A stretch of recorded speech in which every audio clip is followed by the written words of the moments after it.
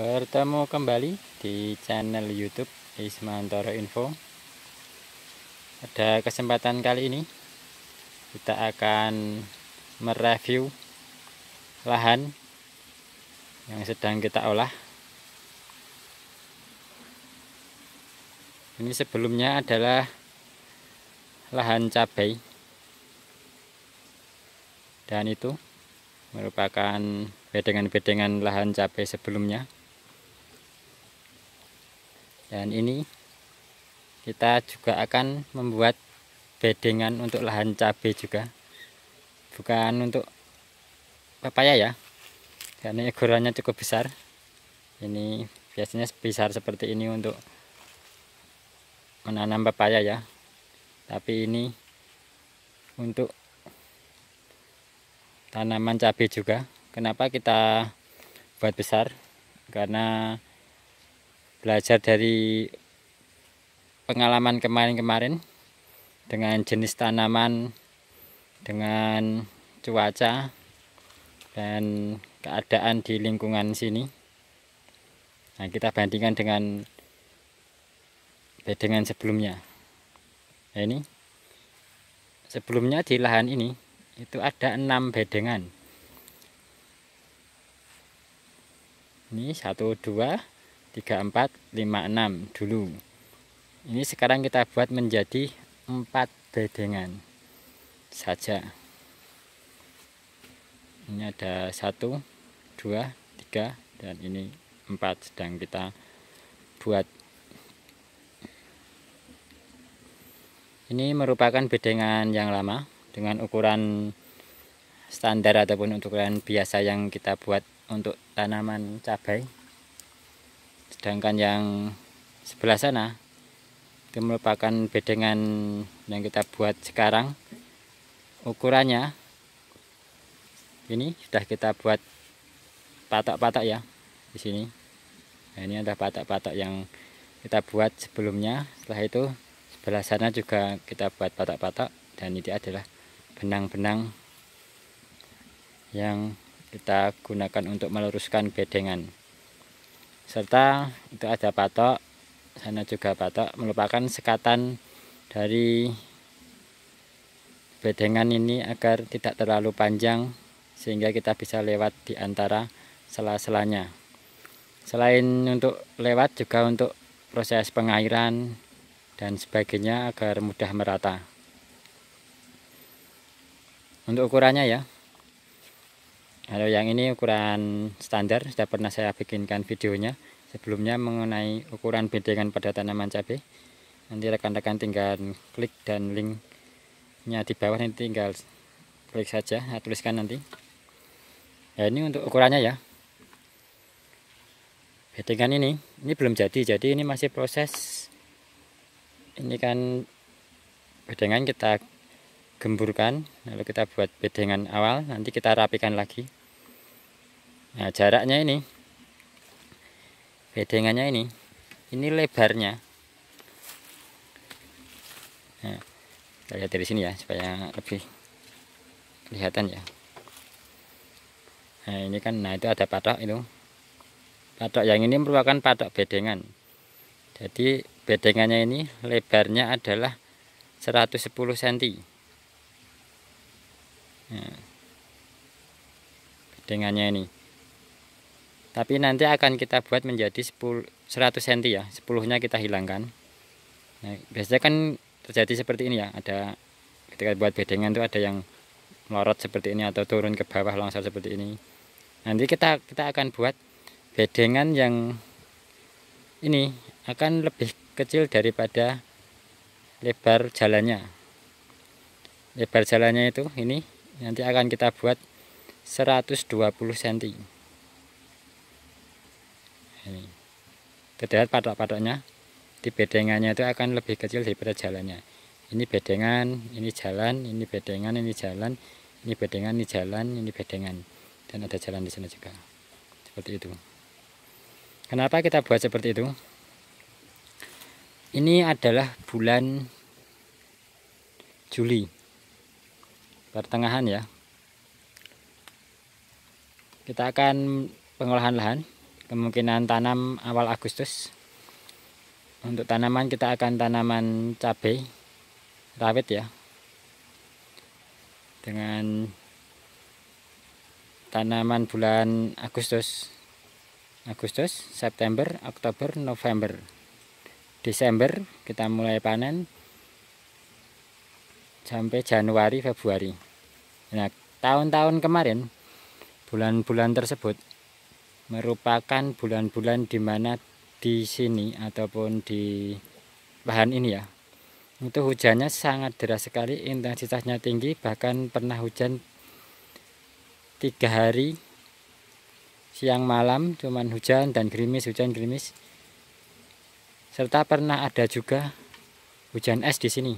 Kalau rekan-rekan melihat video saya yang lain, dulu pernah terjadi hujan es. Dan di lahan ini juga terkena dampaknya, beberapa pohon roboh, beberapa pohon patah dahannya. Itu dari segi cuaca, yang berakibat adanya efek dari segi penyakit juga, baik itu busuk batang, habis itu jamur, ada yang di daun, ada juga yang di cabainya. Itu karena cuaca yang tinggi dan tanamannya cukup rapat, sehingga ketika cukup rapat cukup mudah muncul beberapa penyakit yang bisa menurunkan tingkat produktivitas tanaman cabai. Dan pada saat berjalan, kayak saya amati ya, hujan yang tinggi itu mengakibatkan tanaman yang subur, yang tidak terkena penyakit, dia semakin subur dengan tingkat pengocoran yang sama. Makanya kemarin sempat saya kurangi pengocorannya. Itu akibatnya daun-daun ataupun dahan-dahan itu ranting semakin rimbun. Akibatnya berjalan itu cukup sulit ya, atau ya kita agak berkreasi sedikit lah, merunduk, menjongkok dan sebagainya. Nah, diharapkan ketika kita buat bedengan ini dengan jarak yang cukup lebar, kita besok lewatnya itu lebih mudah, terutama lewat ketika kita membawa tangki kocor ataupun tangki semprot ya.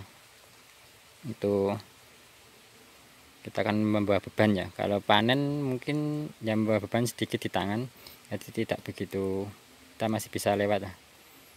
Karena kemarin di lahan yang ini ya, dengan bedengan yang itu sampai ketemu pohonnya. Jadi antara bedengan yang ini dengan bedengan yang ini, yaitu pohonnya sampai bertemu atau dahannya saling bertemu, sehingga jalannya itu tertutup di bagian atas dahan tertemu. Padahal sudah kita beli ring ya, tapi tetap menyatu dahannya.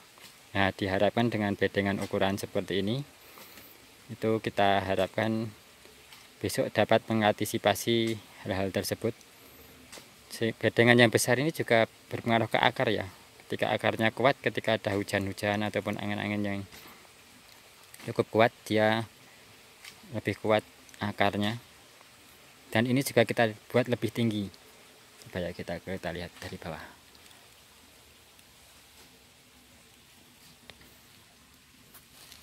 Nah itu, ini bedengan yang baru, ini bedengan yang lama. Kita buat lebih tinggi. Kenapa kita buat lebih tinggi? Mengantisipasi genangan air yang cukup banyak. Intensitas hujan yang tinggi itu mengakibatkan hujan, genangan air menjadi lebih tinggi juga, terutama di sekitar sana ya. Di sana itu kan ini kebun tetangga itu. Di air itu kebetulan udah ada sih selokannya di dalam sana, tapi kurang maksimal. Jadi kadang ada yang masuk ke sini airnya. Jadi cukup, soalnya ini kan lahannya miring ya, jadi otomatis air akan menuju ke arah yang lebih rendah. Akibatnya di sini terdapat genangan air. Jika ini pendek, intensitas genangan air akan sangat berpengaruh terhadap akar-akar yang ada di dalam ini, sehingga kita buat tinggi agar akar-akar tidak terlalu lama tergenang air. walaupun sudah kita bikinkan pembuangan di sana ya, tapi kan tetap ada penggenangan. Jika tinggi kan genangannya cepat hilang, sudah tinggi jadi kan lebih bagus lagi. Nah, itu proses pembentukan bedengan baru sekaligus penggemburan ya. Ini kita gunakan cara manual. Jadi bedengan yang dulu kita tumpuk ya, tapi tetap kita hancurkan ataupun kita gemburkan agar tanah-tanah menjadi gembur semua. Kalau cuman kita tumpuk, yang dalam itu tetap padat, jadi kita gemburkan. Nah, itu sekalian kita bersihkan. Nah, itu ada istilahnya ajir-ajir kemarin yang kita cabut tidak bisa dan patah, itu kita bersihkan juga.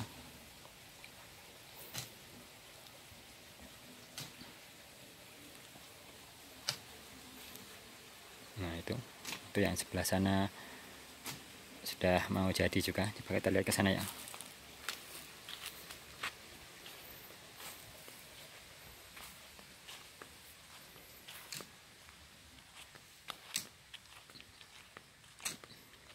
Ini cukup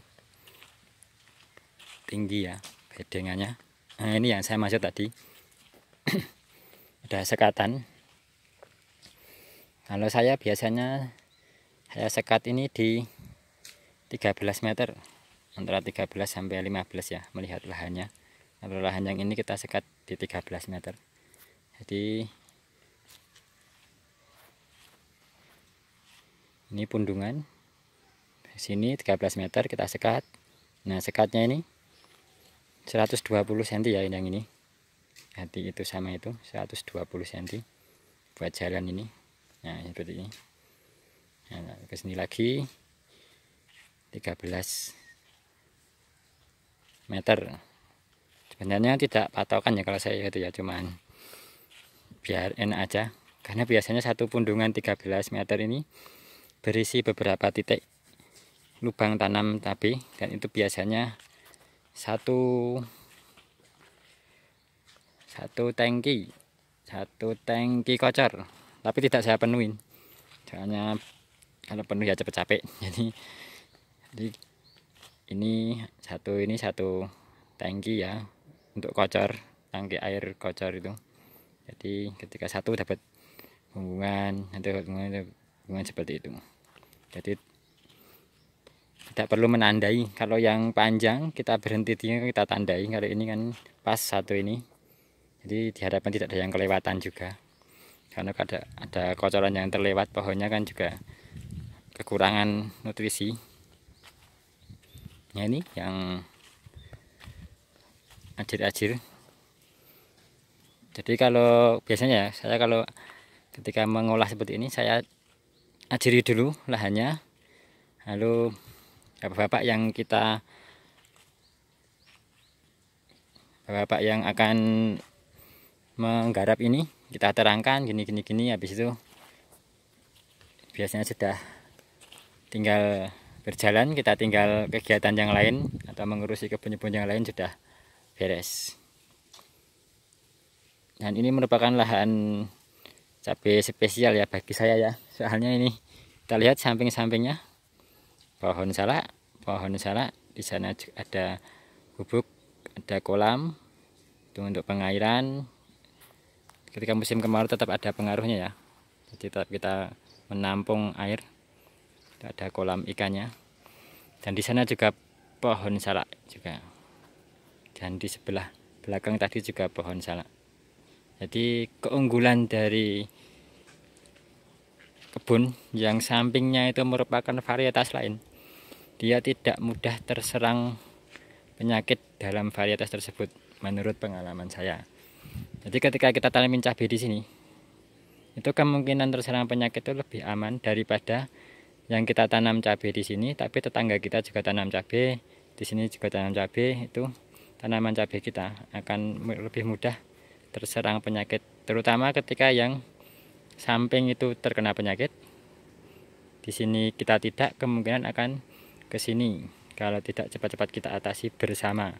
bersama di mindset, yaitu kita juga mengatasi penyakit, tetangga kita juga mengatasi, tetangga kita yang lain juga mengatasi, sehingga cepat hilang penyakitnya. Kalau cuman kita yang mengatasi saja, tetangga kita tidak, ketika kita lengah sedikit saja, tidak menyemprot secara rutin, biasanya akan tetap terkena penyakit. Nah, kalau ini kan samping-sampingnya tidak ada pohon cabai, kemungkinan pengalaman yang kemarin itu lebih maksimal. Ini prosesnya ya. Ini banyak rekan-rekan saya yang kan itu jalur jalan ya, tapi cuma sepeda atau sepeda motor ya. Itu kan sering pada nongkrong-nongkrong di itu gubuk sana. Itu pada bertanya, ini mau tanam cabai apa mau tanam pepaya, ini pundungannya besar. Biasanya kan pundungan seperti ini buat nanam pepaya. Kebetulan saya dulu pernah nanam pepaya, jadi kita buat pundungannya sebesar seperti ini. Ini saya buat tanamin cabai mas.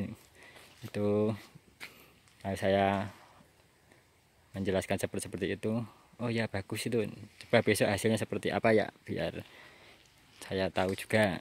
Nanti saya ya besok sini aja mas. Itu kan kita di gubuk itu sering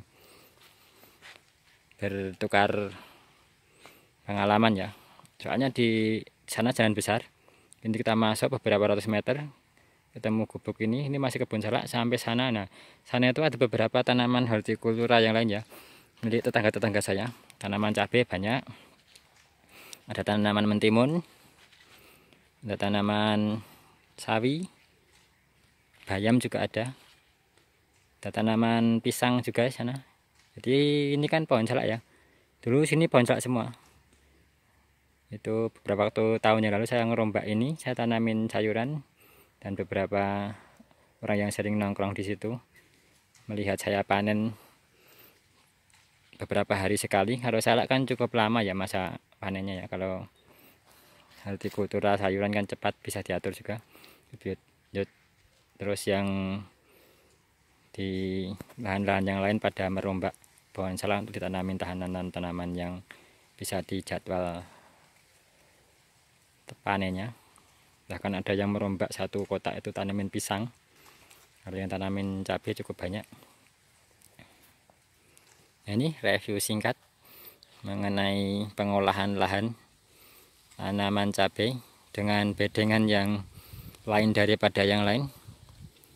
Mungkin besok kita reviewkan lagi perkembangannya ataupun hasilnya seperti apa dengan bedengan seperti ini, melihat kondisi cuaca. Karena bedengan ini kita buat pengalaman kemarin dan melihat cuaca. Jadi kenapa bedengannya tidak seperti yang lain, tidak normal seperti biasanya. Kita lihat besok perkembangannya, produktivitasnya, tanamannya, dan seperti apa. Mungkin sekian dulu ya video kali ini. Silahkan juga simak video-video saya yang lain, atau nanti saya tuliskan link deskripsi bawah mengenai pertanian atau mengenai hal yang lain. Ada juga wisata, ada juga pertanian, cara menanam cabai dari pengolahan lahan sampai panen. Ada juga tanaman mentimun, kebetulan saya juga punya lahan mentimun dan pernah saya review juga ya cara penanamnya dan sebagainya. Ini rekan-rekan tinggal melihat saja. Terima kasih. Jangan lupa like and subscribe channel YouTube Ismantoro Info.